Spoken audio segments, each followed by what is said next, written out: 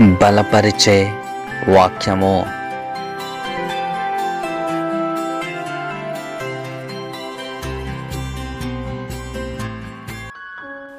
నీ వాక్యములు నా జిహ్వకు ఎంతో మధురములు, అవి నా నోటికి తేనె కంటే తీపిగానున్నవి.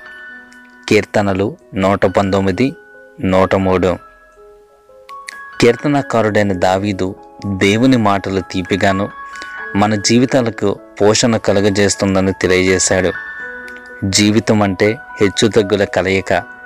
తరచుగా మనం కష్టతరమైన సమయాల్లో ఉన్నప్పుడు దేవుని వాక్యం ప్రతిదినం ఆ కష్టాలను ఎదుర్కోవడానికి మనలను బలపరుస్తుంది.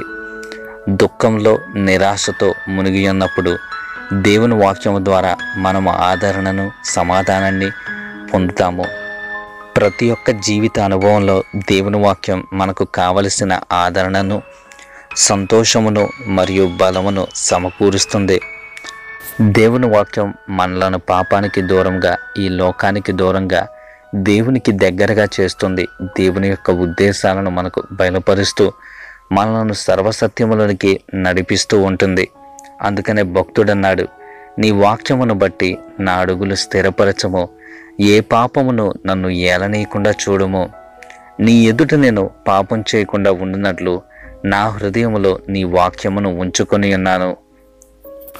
వాక్యము మన హృదయములో ఉంటే పాపము మన హృదయము బయట ఉంటుంది. పాపము మన హృదయములో ఉంటే వాక్యము మన బయట ఉంటుంది. అందుకనే నిన్ను నువ్వు లేఖనాలతో నింపుకో మిత్రమా.